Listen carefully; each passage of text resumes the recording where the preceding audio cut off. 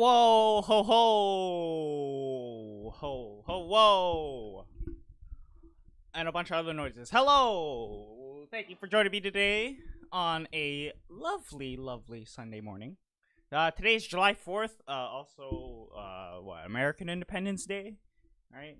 So, happy 4th of July to all of the neighbors down beneath the border. Um, typical fashion of the stream, we start off with me rambling for a while, and then we get into doing whatever I was actually supposed to be doing. Um, yeah, it's gonna start with a bit of a ramble here. So I got basketball first, and then some real life things, and then we'll get to playing, of course. Um, but yeah, so let's start with basketball. So our NBA finals are set. The finals are set. It's the Bucks versus the Suns. This was probably what was gonna end up happening. First of all, my Bucks pick was right. They're in the finals. Hell yeah. Atlanta put up a massive fight though. I gotta give credit to the Atlanta Hawks. This team, I'm telling you, like, get ready for this next year. The Eastern Conference Finals is gonna be Brooklyn versus Atlanta. I'm calling it right now. A day after they got eliminated, that's gonna be next year's Eastern Conference Final. They are one hell of a team, and they deserve all the props they get for even getting to the Eastern Conference Finals and then taking 2 games off Milwaukee. Now with Milwaukee, I got a gripe with them. Congrats on winning and getting to your first finals appearance since I think like the 70s, right? It's been a hot minute. The last time they won a championship, I believe, was when Kareem Abdul-Jabbar was in the league. Back then, he was still known as Lou Alcindor. So yeah, like I'm just very happy that Milwaukee did end up winning the East. I think overall they are one of the best teams in the league. Their issue, however, and that was on full display yesterday in the first half and some of the fourth quarter too, is I heard this thing. I love the phrase because it's so true, but they play with their food, right? They started that game. They were lucky to come out 4 points up at the end of the half. Like, they were just messing around with their food, not eating it, like. And then in the second half, in the third quarter, Chris Middleton suddenly just erupts out of nowhere and hits 7 shots in a row. Like, he scored 23 points in that quarter, and I think the Hawks scored like 21. Right? Like, he outscored the Hawks in that quarter. Like, but somehow in the first half, right, he was absolutely cool. Tim and Drew Holiday. They both had 5 turnovers each. That's 10. Some teams don't get 10 turnovers in a whole game, right? So it was very sloppy at the beginning, but I think they calmed down. They settled in. Chris Middleton started knocking down shots, and it was kind of that was kind of it from there. Now with the Phoenix Suns, they eliminated the Clippers. Unfortunately, now I was hoping the Clippers would actually force the Game 7, because that was a Game 7 I would have loved to see. But if you watched Game 6, it pretty much is a situation where everybody on the Los Angeles Clippers just ran out of gas. They just you were playing every other day, 7 game series in the first round, 6 game series in the second round. You pushed it to 6 here. That's 19 games in the past 38 days. Like, playing every other day, that gets very, very exhausting and mentally draining too, when every single day is basically like, you basically have to have the same routine for over a month straight where nothing can really change, So it gets pretty difficult for them, right? And, unfortunately, they couldn't push it to 7. Chris Paul had an amazing game, right?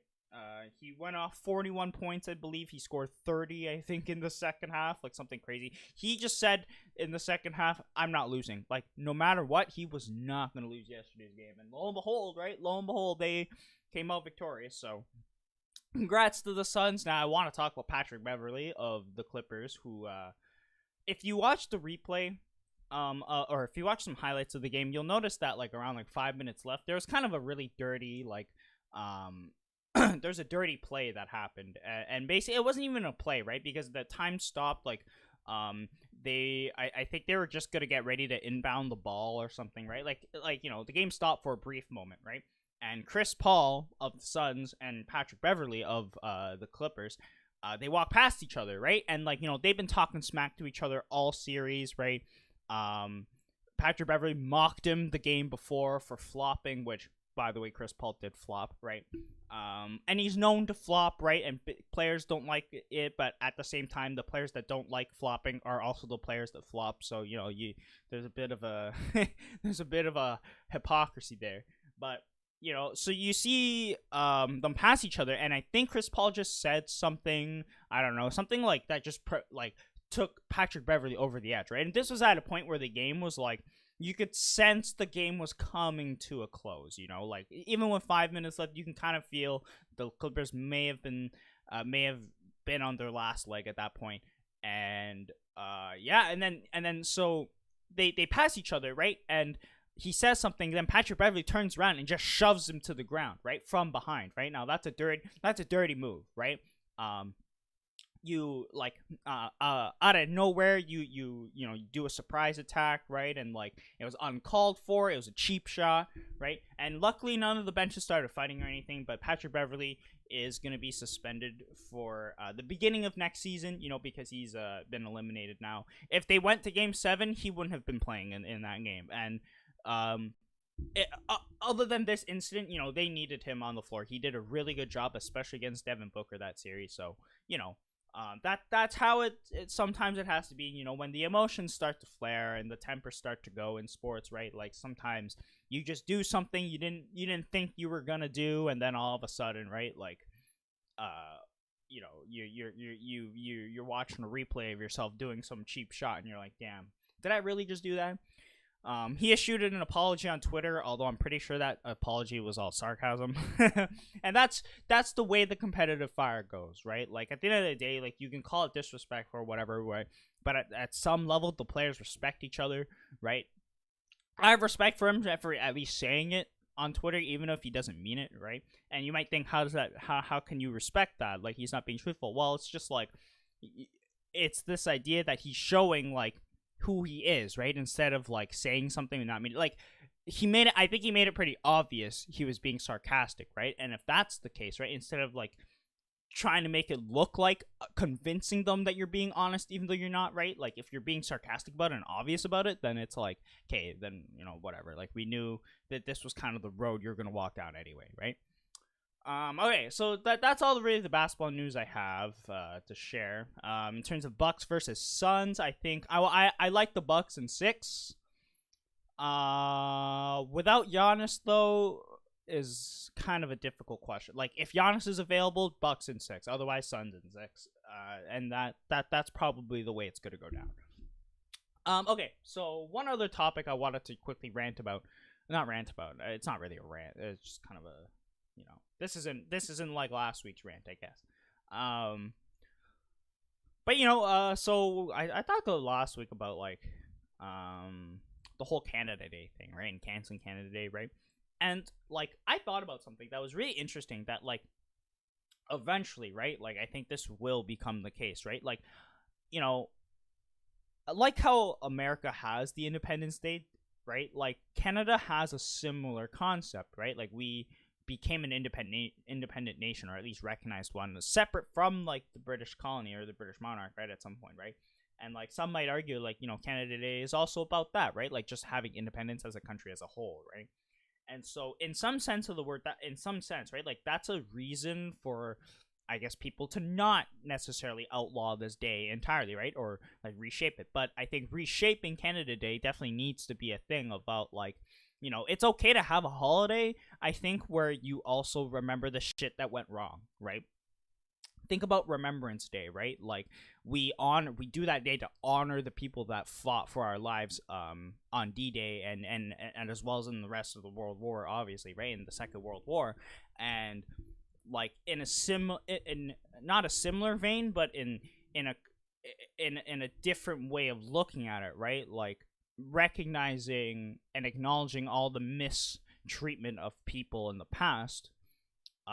Like I think that works hand in hand with a day that you say, hey, we are with you. We recognize the ill ways that our country used to operate in, and we want to show that like we as a country are standing up for change and things like that, right? And a lot of people did. There's a big event downtown where I live where there's like tens of thousands of people walking with their orange shirts down the streets, like a march kind of thing, with indigenous leaders showing up too. They brought like musicians and singers and drummers and whatever, and all these other representatives to just bring the community together. And it was like seeing pictures of it. It was like kind of a beautiful sight in a way, to seeing all these different types of people like coming together. And it reminds me of like the BLM protests and stuff, and as well as the Stop Asian Hate things that's been happening in the past year, right? And I think like this is, you can see, right, like people always talk about representation, right? Representation matters, right? And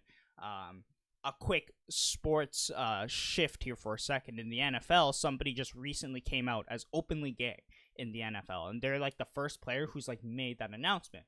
And they talk about that, and I love the message they send, which is like, they don't like the fact that you have to make an announcement about that. And they're right. Nobody should have to. It's weird to think you have to announce the way you are to the world, right? Like, it doesn't feel like that needs to be the case, right? Because everybody's just who they are. But when you're if you're an underrepresented like community, or you identify with people that are just underrepresented in general, right? Like, it probably helps to see other people do it so that you feel more comfortable doing it. And so like his goal, right, he says something along the lines of, like, it's not about me and making my message, I have a great life. It's about showing that other people, you can do this too, and it's okay to do it, and it's not weird to do it. It's just we have to normalize it so much, or like make it turn it into a thing where then it becomes something that you don't necessarily think about as like a big deal per se, right? Unfortunately, it's a big deal for a lot of people, right? And like that's mostly due in part to the fact that they've been oppressed for so long as a people, right? And like it's great to see the representation finally coming up the show.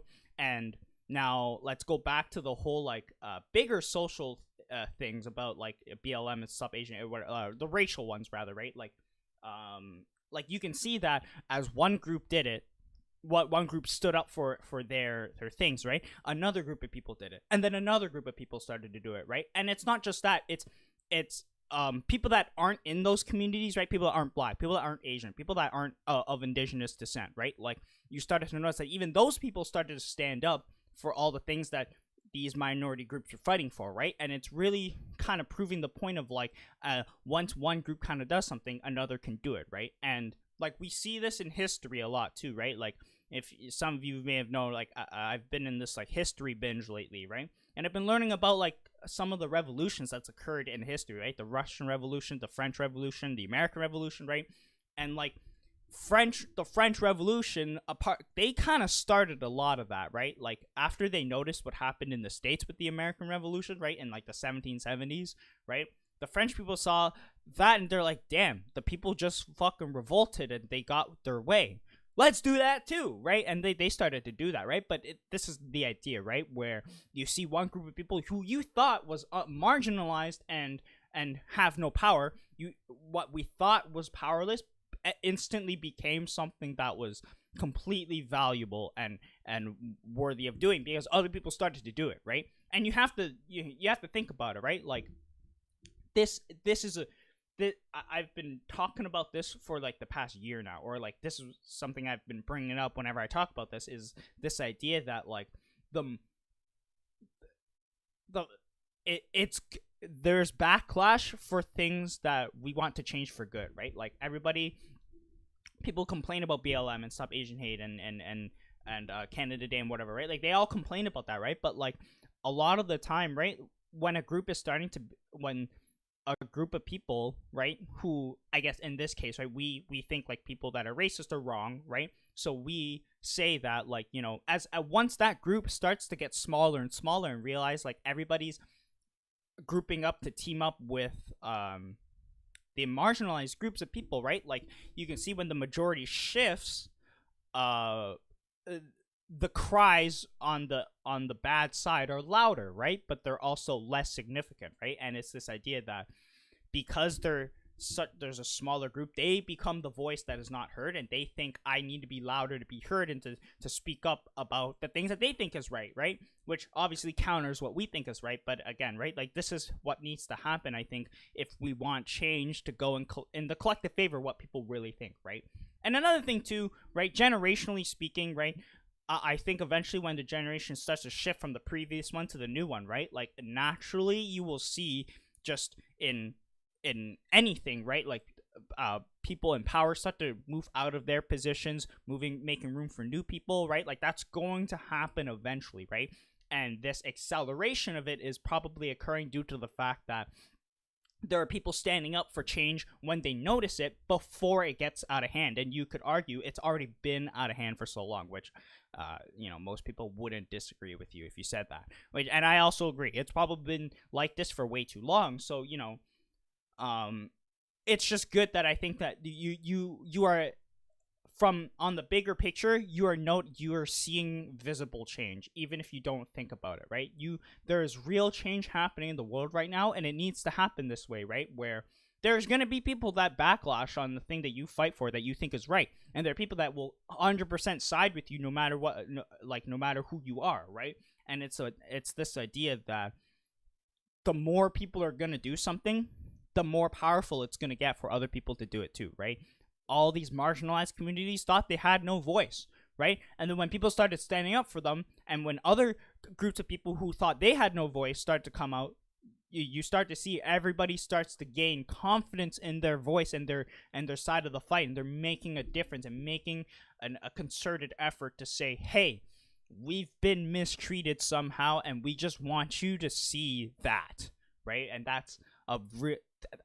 I think that's a really big thing, right? And it's happening, change is happening, and just to, like a last point about it, which is like, if you expect change to happen overnight, you're kidding yourself, right? And I don't mean that in a negative way. I'm saying you have to think about it, right? If you just rush changes, you're gonna not like the outcome because you rushed it, right? I'm not saying take your sweet ass time. I'm not saying that, but I'm saying if you want these big legislations to change overnight, right, you're not gonna get the result you want, right? You're just gonna get something that wasn't what you already disliked, but you're probably gonna get something that also is unfair or you dislike, right?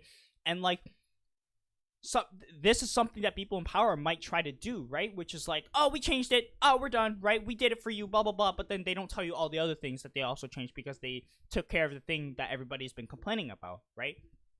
All I'm saying is be a little patient with these things that have to change, right? I get they're so bad and so obscene, and how could people be like this, right?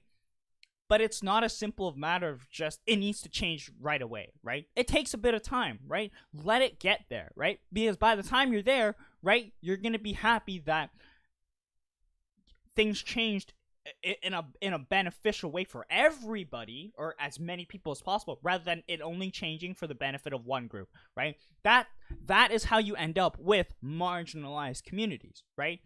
Is when you try to rush changes that just adhere to what people are just saying at the time, but that you don't think about the other prospects around the whole topic, right? So therefore, right, like, again, not saying take your sweet ass time with changes, but, take a bit of time, right? Make sure you have all the details right and sort it all out, right?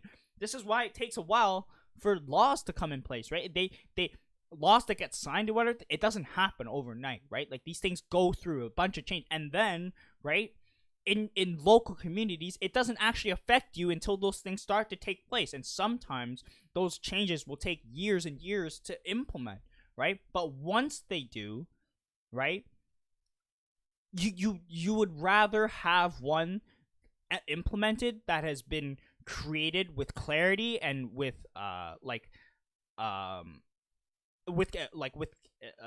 put together carefully, right? Rather than just a rushed job, right? I know everything about rushing projects and assignments and whatever. I know that's very small level to what we're talking about. But the idea being, right, is like, if you rush it, you're gonna have something you don't like about it. I promise you, right? And just demanding change immediately, right? That's a slippery slope to slide on, right? Because, like, if you want change immediately, there's nothing that technically stops them from just changing one thing and just announcing it, right? That nothing technically stops them from doing that, right? But they understand they can't just flip a switch right away, because you're flipping a switch not just in a book of laws and rules, right? You're flipping a book on an entire society of people, right? Meaning, in Canada, you're flipping a switch that flips 37 million people, right? I'm not saying it affects all 37 million, but you're flipping a switch, right? And that could easily as the other way cause as much harm and chaos, right? As if you didn't flip a switch at all, right? So that's all I have to really say for that today, is just change is happening and be happy about it, but continue to strive for more change and continue to develop yourself and learn and educate about things, right? So that you we're all working towards it slowly, right? If you're getting there fast and rushed, you're gonna miss a step. I promise you that, right? And we don't want to miss steps about these things, right? They're important, and as an important project, you take your time with it and you get a head start on it, right? You don't leave it to the a day before the deadline, right? So there we go. There's the talk for today. Yeah, I hope you're having a great day today. Thank you so much again for joining me. We got some improv for the next maybe an hour or so, and then we'll be done. It's a great, beautiful day today. So if you haven't already, go outside, get some sunlight, get some fresh air. That's what I was trying to think about. Let's see, what color do we want today? This green kind of looks weird. This one looks like this it looks like an acid kind of green. That's kind of weird. Yeah, let's do this like minty kind of green. I've been I came across a few Instagram videos recently, just kind of scrolling by, or like Instagram stories rather. July 4th, 2021 stream. And they're really cute. And they're like really like relaxing and whatever. So today's kind of mood much. I'm gonna make an effort to be a little more relaxed today. But if you start to see things just start to not be calm anymore, well, you know why. It's because I'm me. Anyway, yeah, thank you so much again for joining me today, and we're gonna get to play now.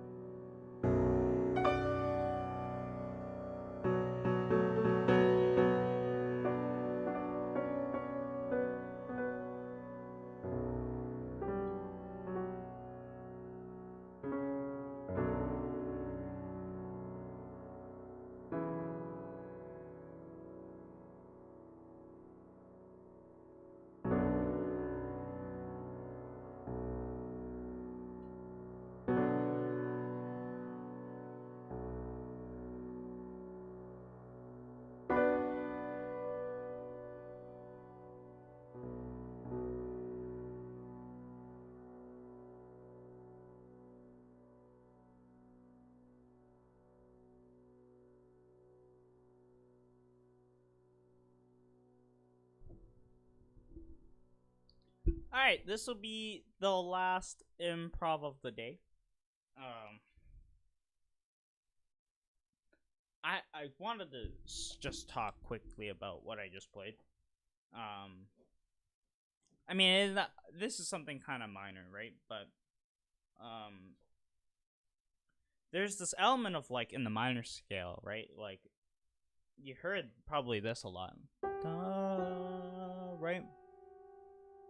And you know, like at least for me, right? Like when I think about like composing or improving, right? Like, and I think about like minor scales, major scales, and whatever, right? The minor scale, the first sound that always comes to mind to me is always this,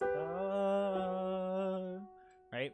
Because I think, at least from a lot of the music that I've studied and listened to, right? This is one of those things that you kind of pick the minor mode for, right? Because you can certainly do G, F sharp, right, in D major,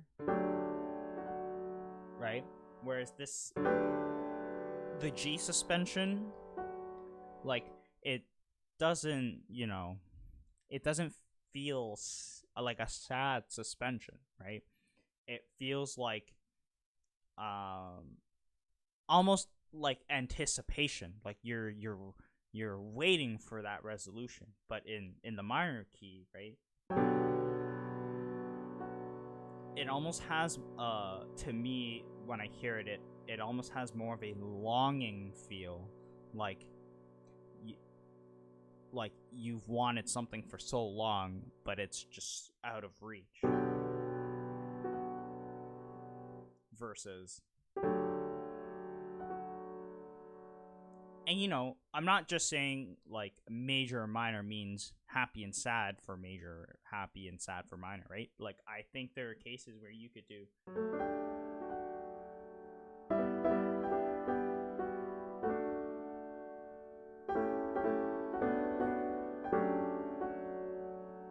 I think there are some times when you can have a major chord and have it sound sad, and a minor chord and have it sound happy. Right now, minor chord happy is a little more rare, right?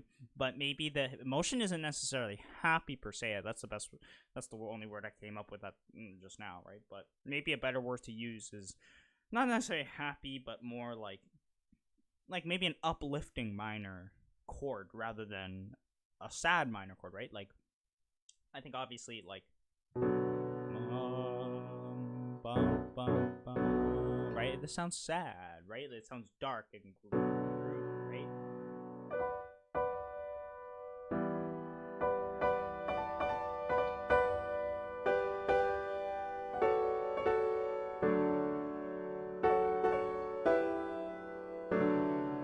I don't know. Anyway, so that whole last improv was just really about like kind of this minor versus major, and like there are moments where I felt like I didn't use this note, A sharp or B flat, right? Like that would have been the quote unquote leading tone in the key I was in, which was B minor, right? But I didn't use that, right? Instead, I just kept the seventh lowered, right? And this is the idea of like you don't necessarily need the raised leading tone to mask the fact that you're in a minor key or in a major key, right? Like essentially having this scale versus, right?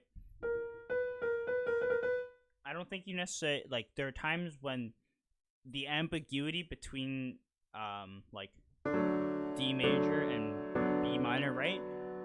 The ambiguity is created with this tone, right?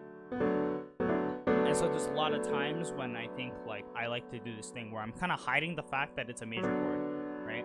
But I'm also hiding the fact sometimes that it's a minor chord by just sticking it in there, right? Like I could put it anywhere. If I have a B minor chord, put the A in the bottom, right? It doesn't sound as dark anymore. Put it in the middle, doesn't sound as dark anymore. Doesn't sound as dark anymore, right? But if I just leave it alone,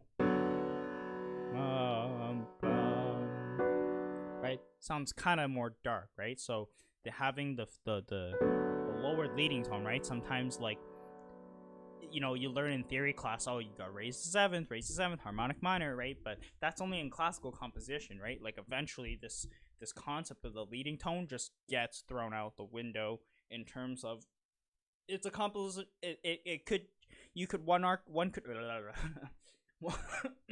one could argue, right, like not using the leading tone is a compositional technique, right? Because using it is one, right? It within a certain harmonic language, right? And then when you're removing punctuation, let's say, from a language, right, you kind of get a different language, right? Imagine if English had no punctuation whatsoever, and you can just keep talking sense over and over again, and it would never end because there's no periods to end off the sentence, and there's no commas to split up all the words so that you have a run-on sentence forever and ever and ever and ever and ever and ever, blah, blah, blah.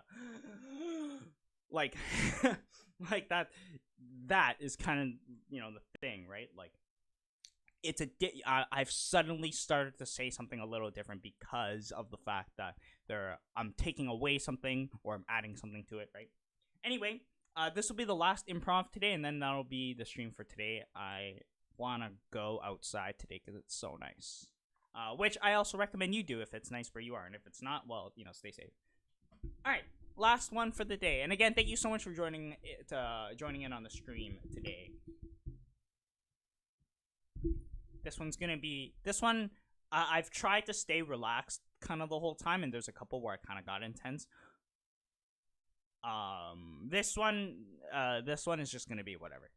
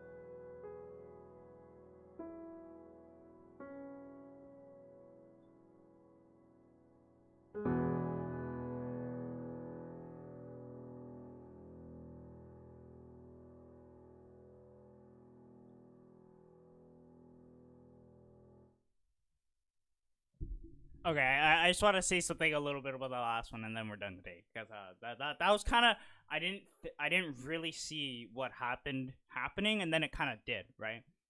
So I kind of started with these chords at the bottom, right?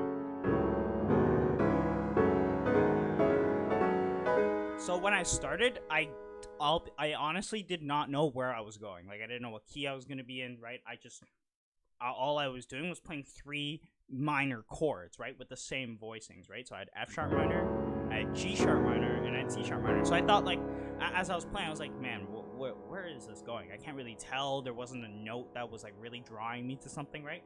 But then I just at some point I just said fuck it. I decided to land on E, and it worked really well because once I hit it, I'm like, oh yeah, all these three chords are in E major, right? So that kind of made sense to me that it happened that way, right? So I, did E major for a while, and then when it got really intense, I played a wrong note. I ended up playing a chord like this, and I didn't mean to do this chord. This is F sharp dominant 7, which I didn't mean to do. 5 of 5 of E major. I didn't mean to do this, but I hit this, and then like I kind of devolved down the scale, pentatonic scale of black keys, right? At that point, that was not really the intention of any of that, right? Like because I hit a wrong note, it got kind of confusing for a bit, and I was like, fuck, where am I? And I had to kind of like really think about what I was hearing so I could figure out how to kind of get out of it. And then, right, somehow, I don't really remember how it got to here, and then but eventually somehow I moved away from whatever that was back to these chords. Right? And I didn't plan on coming back to those, but where I was on the keyboard situationally, it seemed like it worked really well. And then that was kind of neat that like it ended up being the thing I went back to is the thing that I started the whole thing with, which was I was in an ambiguous place of not knowing where I was. And then going back to it, I was again, I forced kind of my hand into an unfamiliar place where I didn't know what the tonality was going to be. But then somehow, some way, improvising, reaching to this point gave me a door back to the key I started in, which was the key that I eventually established, which was E major, which is kind of interesting, right? Like this is the whole thing of why I love like classical music improvisation, because I think playing classical music, there's all these little nuances that we classical musicians will do, right, that really enhance the music better. Because like if you've ever seen notation programs, when you notate, they do the playback, it's very rigid, very beat to beat to beat to beat, very very precise with the beat, right? Whereas when you're playing live music, it's very fluid, and like you can push and pull and rubato and all these other things, right? So one of the things that I think is like, man, people think classical music is such like a rigid space, right? But when you figure it out, right, you can really do a whole lot with classical music that becomes much more free, and it's just all about the way you are listening to it and feeling it out, right? Depends on the situation maybe, and things like that, right? So anyway, that'll be it for me today. Thank you again so much for joining on the stream today. If you missed today's stream, well, you probably are listening to this as a VOD on my YouTube channel, which all my improv streams will now just be on my YouTube channel. Made it all easy to find and blah blah blah. Next stream probably will be Wednesday. I'm going to be doing composing on Wednesday, probably some work on the piano concerto that I'm writing. But yeah, other than that, I hope you have a great rest of your day or rest of your afternoon. There might be a schedule change coming up soon. I kind of want to do improv streams on the weekends only, like Saturday, Sunday. So there might be a Saturday stream this week. Who knows? I'm always all over the place anyway. So yeah. But yeah. Thank you again so much for joining me today on the stream. I hope you have a great rest of your day. Go get some food, some water, some sunlight, some fresh air. But don't get COVID. Things still around. So, Anyway, again, thank you so much for joining me today.